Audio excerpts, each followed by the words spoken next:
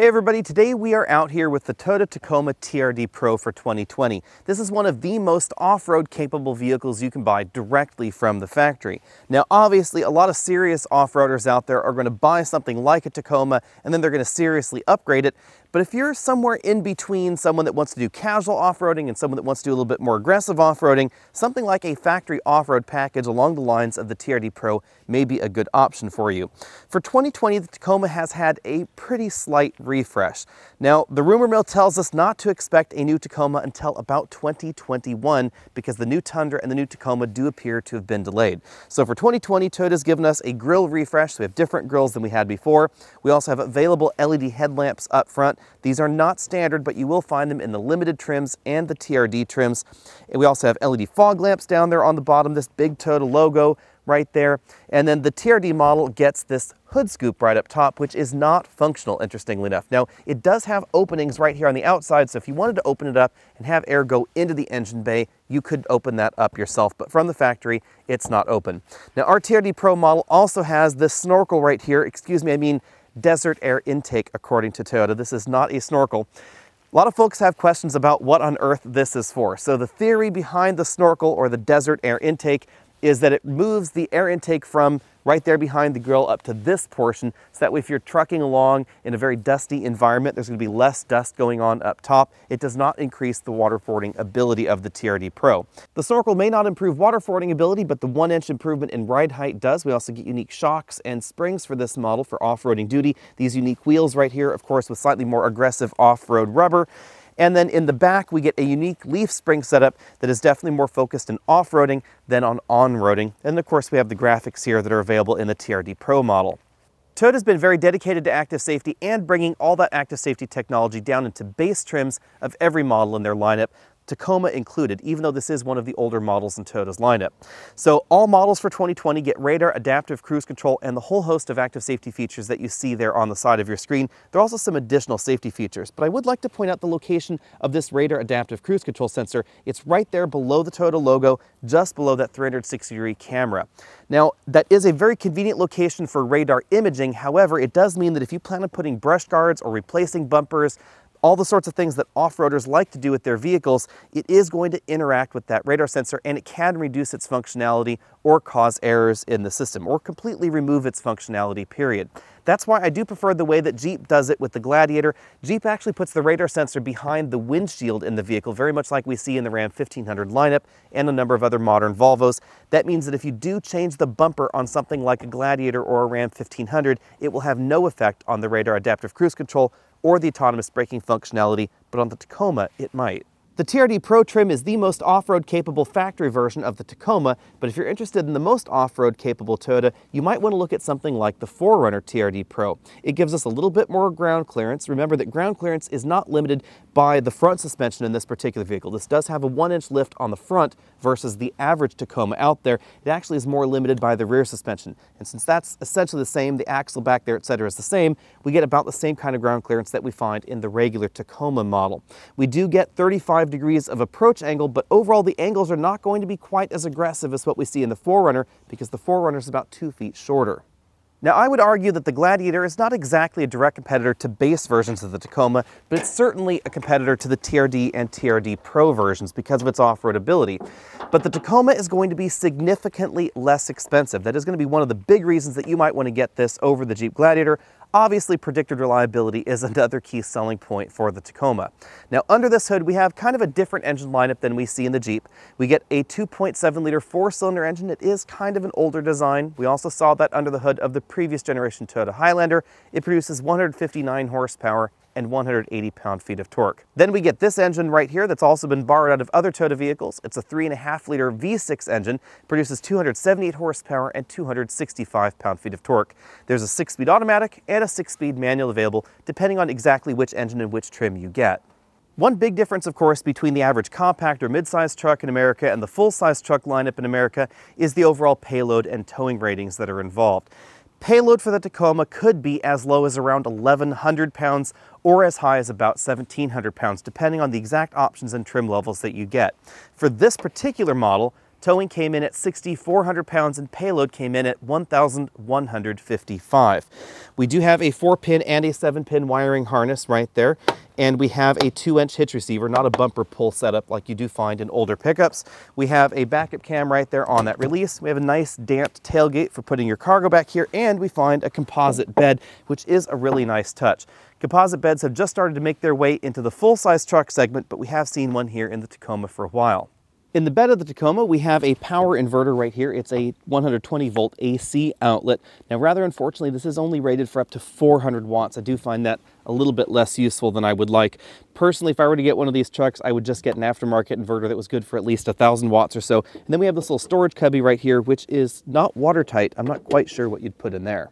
When designing this generation of the Tacoma, the engineers really decided to keep a lot of the proportions consistent with previous generations. That means the distance from this door sill to the top of the door is about the same as before. It's an awful lot squatter than some of the other small trucks in America, definitely a lot smaller than the average half-ton truck in America. The result is that the seating position is a little bit unusual. I find it a little bit less comfortable. This seat is all the way down on the floor, and even though it's all the way down there, my head is still pretty close to the ceiling. I have about ½ an inch of headroom left. And as a result, it really feels like I'm sitting sort of on the floor with my legs and arms stretched out in front of me. If I were to try and move the seat into a more comfortable driving position, one that I would more normally associate with a pickup truck, where my legs could be a little bit more down there in a more comfortable position, then I really just could not fit in here just because the seat would end up being so high and the ceiling is so low. Now, not getting the sunroof does help that out a little bit, but I think the overall seating position is a little bit more comfortable in some of the alternatives, unless you're really looking for a more relaxed seating position. Hopping into the rear seat, we find a little bit less room than some of the newer trucks in this segment. With this front seat adjuster for me at 6 feet tall, you can see I have about an inch of leg room left there. But there's not really enough headroom to put my head back there on the headrest. I would have to crane my head to one side because of the overall shape of the ceiling. And if I lean forward, then my head is bopping this section where the sunroof comes back. So even if I were to try and really stay back and then lean forward, my hair is going to brush the ceiling right there.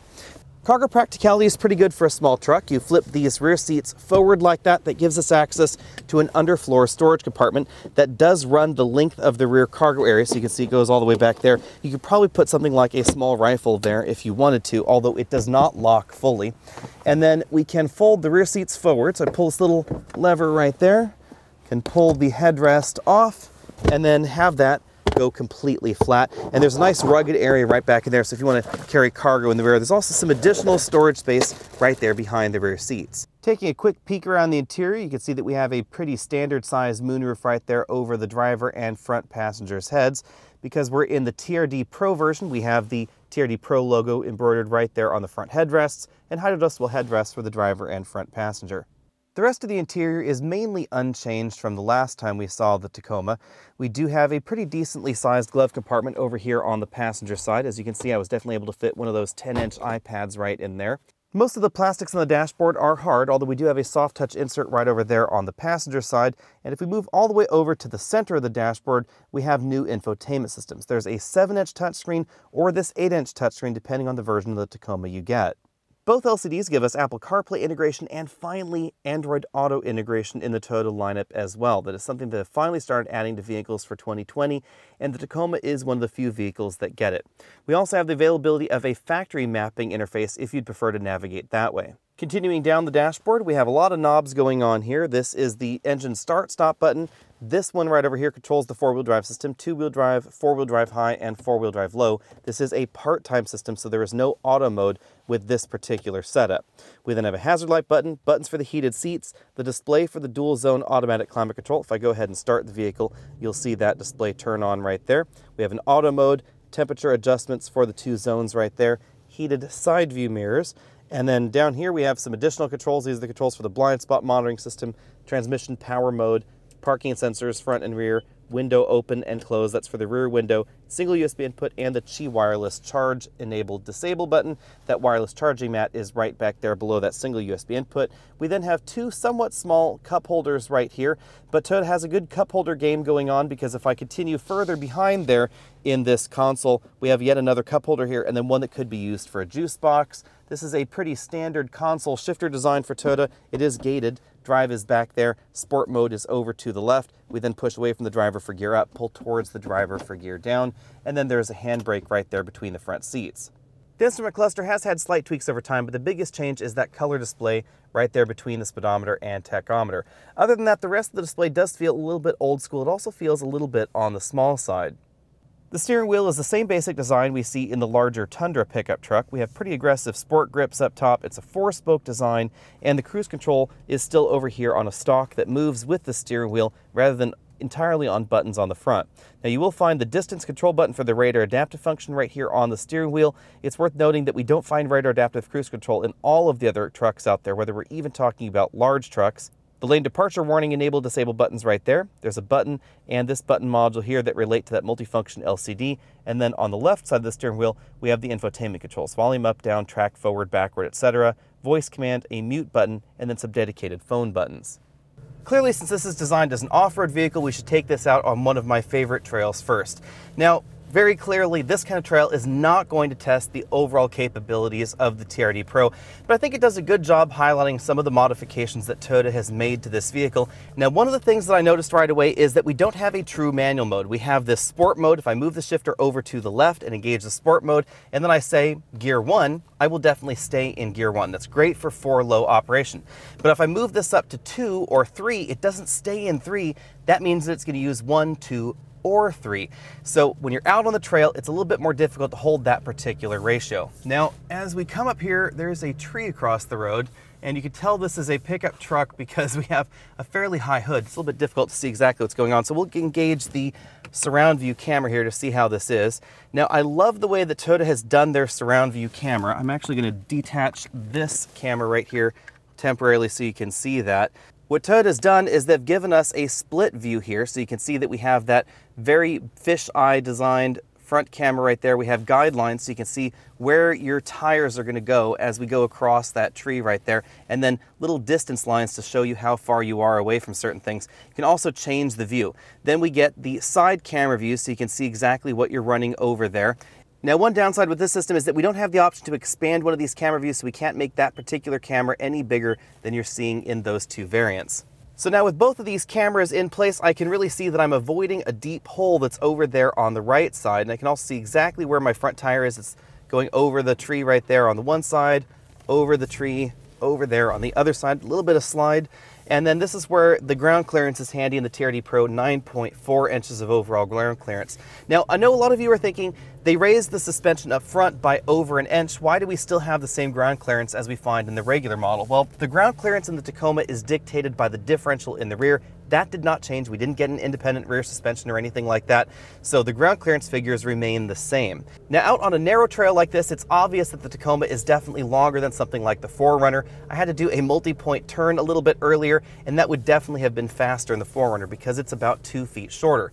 But on the other hand, an off-road half-ton truck is going to be notably wider than the Tacoma. That's going to make them a little bit trickier to drive out on a narrow trail like we're on right here. Now's a good time to talk about some of Toyota's off-roading assistance systems. The first one is this crawl control right up here by the sunroof control. So I press this little crawl button right there, and then I can adjust the crawl speed with this knob. Now, the crawl system in this is just not as smooth as the crawl system that we find in modern Jeeps or some of the other alternative off-road vehicles out there. You can hear we get a lot of that ABS noise into the cabin. We also get a lot of strange motions as the car is progressing along. Now, this is most pronounced in the slower crawl speeds, especially if you're going downhill. You can see that we're really getting a very aggressive forward and backward motion. There's seesawing going on. It's a lot smoother in its faster crawl speeds, right, like that. That's definitely better, but as you can see, I think this has limited benefit. I definitely prefer the crawl systems that we find in modern Jeep products. Now, the other thing that we can do is we can engage the MTS or multi-terrain system. This is going to coordinate all the various systems in the vehicles for the terrain that we're on, whether that is rock and dirt. There's also mogul, loose rock, and of course mud and sand. And that will coordinate all the electronic control systems. And then the final thing that we have access to is a rear locker up here. I can engage that, and it will help me out of even stickier situations. Now, we also have access to a rear locker, and that can be used with the multi-terrain system, or it can be used with the crawl control. So I can set the crawl control here, and we can just crawl kind of awkwardly up this hill, but with the rear differential locked right there. Again, not a fan of the crawl mode. Now, a lot of folks have asked, why don't we have a front locker in the Tacoma? Why don't we have a front locker in the 4Runner? Because those are things that you will find in the Jeep Gladiator or in a Jeep Wrangler. Well, the truth of the matter is that front lockers are a little bit tricky, because if you're on a rock hillside and you're crabbing across the rock, you may or may not want the front locker engaged. And for a lot of especially novice off-roaders out there, things are going to be a little bit more under control if you let the software in the vehicle handle the locking and unlocking of the front axle with the brakes on each side, and you only engage the rear locker. As typically happens for a very off-road focused vehicle like the TRD Pro, this is definitely going to be less capable on-road than most other versions of the Tacoma. It's also going to be a little bit slower because of the tires and the overall gearing, etc. So our 0 to 60 acceleration test in this model took 7.8 seconds to hit 60 miles an hour, and in our 60 to 0 braking score, it took 145 feet to stop from 60 miles an hour. That is definitely a long stopping distance. So if you're worried about on-road driving dynamics, keep in mind this is going to take a little bit more pre-planning for those braking maneuvers, because it's more focused on the off-road ability. And that's the same sort of thing that we see in any off-road focused vehicle. So it's not unique to this. You'll also see the same sort of trade-offs if you look at the Rubicon version of a Wrangler or a Gladiator versus the absolute base sport model of either of those trims. Basically the same thing going on. There's also that same kind of trade-off when it comes to overall ride and overall handling ability. Both of those are definitely going to fall below the other versions of this, but really quite similar to some of the other off-road focused vehicles out there. Now, a lot of folks think that an off-road oriented vehicle like this would have quote-unquote a softer ride, and I suppose in some ways you could consider the Tacoma TRD Pro to have a softer ride than other versions of the Tacoma. Remember that the suspension design in this vehicle, like most off-road vehicles, is designed to reduce sort of suspension fade. As shocks start warming up, as they start foaming, they're not going to perform the same way as they did when they were cold and the fluid was perfectly still. So by giving us larger volume shocks, adjusting the way the suspension behaves, adjusting the spring rates, etc., they give us a suspension that is definitely more tuned to accept large bumps and large movements of the suspension very frequently. And that's definitely what you're going to find if you're going to try and take this out on a Baja style trail or just drive faster on the road that we're on right here. These kinds of modifications are also going to affect overall fuel economy, and that's certainly something that we've seen in this particular model.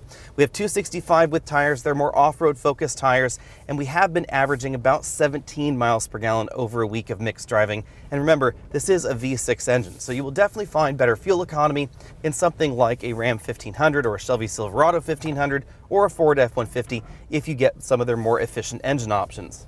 Bottom line, out on the road or out on the trail, this is not as aggressive as a Jeep Wrangler, as you would expect. In some ways, it's also not quite as aggressive as a Jeep Gladiator if we're talking about the Rubicon model. That does have a solid front axle. It has a front locker. It is one of the few vehicles that has that particular feature. It also has more ground clearance than we find in this model, over 11 inches for that Rubicon model. Dependability, reliability, and resale value are three key reasons that you might want to get the Tacoma over some of the competition. But I would argue that some of that dependability and reliability comes at the expense of innovation. We've had basically the same bones to this pickup truck for about 15 years now, and that is obvious when you take a look at the seating position in the vehicle and the way that it behaves out on the road. I'm not talking about off-road trails, I'm talking about on-road driving dynamics, which are definitely superior and more modern in most of the competition. The exception to that would, of course, be the Jeep Gladiator, which really had an off-road focused mission. Thankfully, however, Toyota has not frozen the Tacoma in time like we see with the Nissan Frontier. So over time, we've gotten CarPlay, Android Auto, LED headlamps, more creature comforts, radar adaptive cruise control, power seats, finally, other things like that that Tacoma shoppers have been interested in, but they've grafted them into the same basic form that has been around for some time. Speaking of off-road environments, we're here to talk about the TRD Pro, and we still have this pricing sheet up, so let's take a look at what we get in the TRD Pro model. It's a long list of things, so pardon me if I read off this list here. We have those Fox 2.5-inch diameter internal bypass shocks. Again, those will handle those large road undulations if you're on a Baja trail, something along those lines, a lot longer than a standard shock would. Now remember that a lot of what we're seeing here is not designed for the extreme off-roader. Instead, it's designed for a more serious weekend off-roader, someone in that category. But if you're going to be doing a lot of modifications to your vehicle, you might want to skip this and just do those modifications yourself. We also get that lifted suspension up front, which again helps improve improve the overall articulation up front and wheel travel. We get the progressive rate leaf springs in the back, the model-specific 16-inch wheels and tires that we saw on this particular model, all those TRD Pro logos, etc. We have some additional optional manufacturer accessories like the Snorkel that we had on our model, the TRD air filter, etc.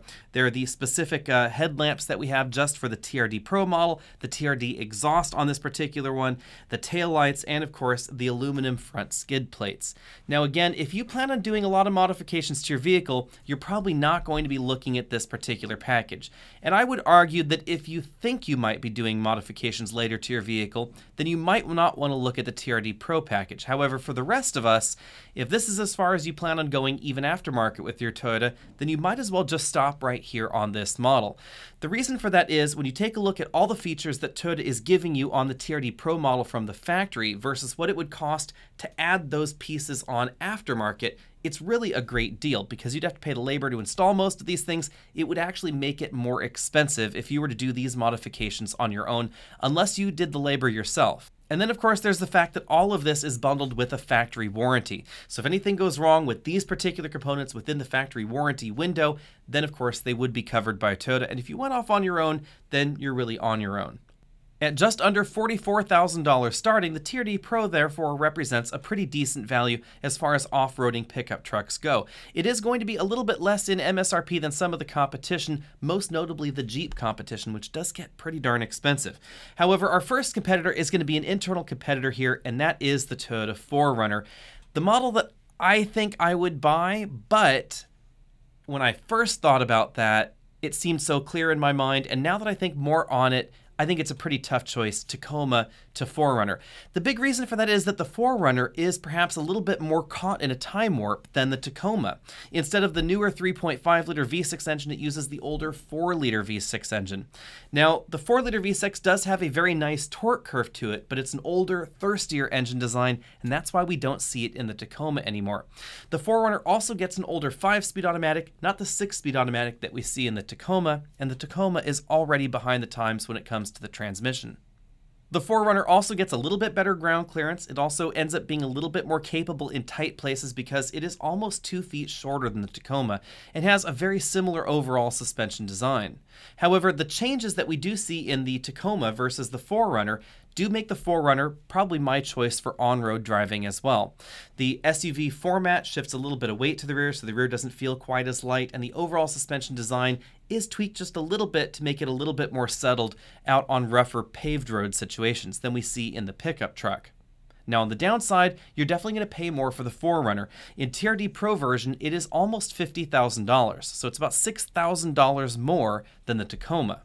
Speaking of more expensive, our next competitor here is the king of expensive. It is the Jeep Gladiator, by far the most expensive entry in this segment.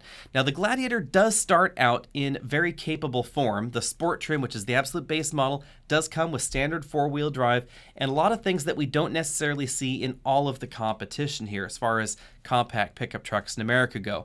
So the best way perhaps to think of the base version of the Gladiator is as the entry-level off-road trim of most of the competition. So if you're looking at the very base off-road trim in the Tacoma lineup or the Colorado lineup, etc., the Ford Ranger lineup, that's really where the Gladiator starts, and that's why the Sport is more expensive. However, if you go for a Rubicon and then you start getting carried away with options, it can get fantastically expensive.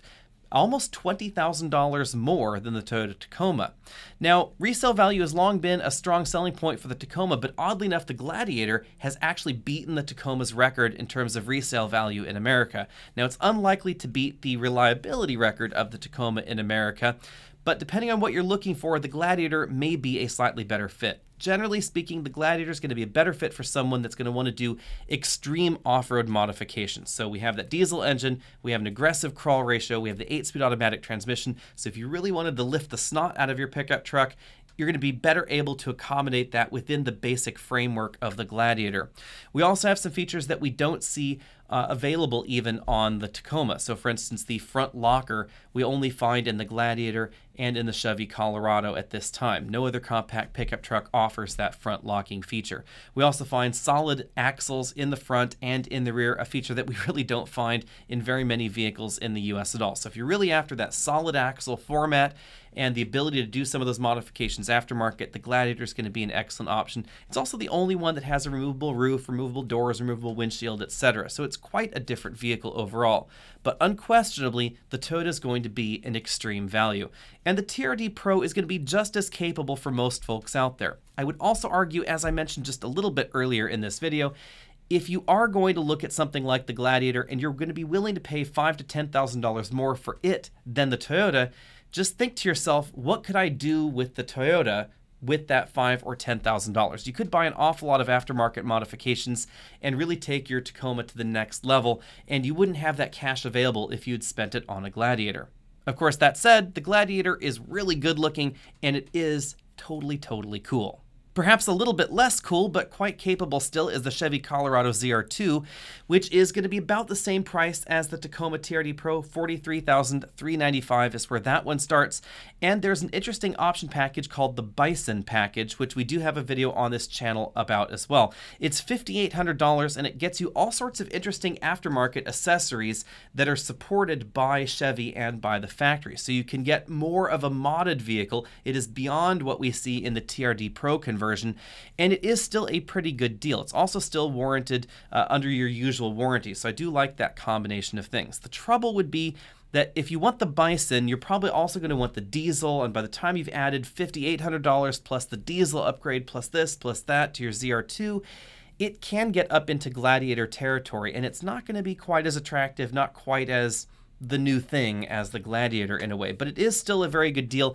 And you're much more likely to get a good discount on it on the dealer lot. Although the MSRP of the ZR2 right now is the same as the Toyota Tacoma TRD Pro, essentially, you're going to get at least $2,000 off it on the dealer lot, possibly even more, but $2,000 right off the bat according to GM's website right now. So most likely, the Colorado Zr2 is going to be about 8 to possibly even 10 or 15% less expensive than the Toyota Tacoma. And you can make up a lot in reliability or repairs. When you think of it this way, even if you had to replace your transmission once in something other than a Toyota Tacoma, so say your transmission lasts 150,000 miles instead of 300,000 miles, you may still be ahead of the game because some of the other alternatives may be more efficient, or they may simply have been less expensive to acquire in the first place. Next up, we have the Ford Ranger. It's only a matter of time till we get the Ranger Raptor in America, although we have no specifics at this point in time. The Ranger definitely has one of the more modern designs in this segment. We have a new 10-speed automatic transmission and a 2.3-liter turbocharged engine. Now, the turbocharged engine, I think, is a better mate to on-road driving than off-road driving, although that amount of low-end torque is really great in that engine. You do have to rev it up a little bit in off-road situations. It makes throttle control a little bit trickier than a naturally aspirated engine, but I still love that 2.3. I also really like the GM and Ford 10-speed automatic transmission. Now, for some reason, GM does not put that transmission in their smaller pickup trucks, but it's essentially the same transmission that we see in all of the big pickup trucks from General Motors and from Ford. It's been a great 10-speed automatic. I like the way the ratios are set up. The Ford Ranger is definitely very capable, but at the moment, we don't have anything quite like the competition here, but expect that to come soon. Our next logical competitor here would, of course, be a full-size off-road truck, something like a Ram Rebel. Well, the big difference between a Ram Rebel and something like the Tacoma is clearly going to be size. And I'm not just talking about length, because again, there are full-size pickup trucks in America that will be a little bit shorter than the Tacoma. But width is definitely going to be a big difference. Also, curb weight. The Tacoma is relatively light for a modern American pickup truck. It's under 5,000 pounds, and that sounds crazy to make that the limit here, but a lot of American pickup trucks are well over 5,000 pounds, and weight is definitely an enemy off-road.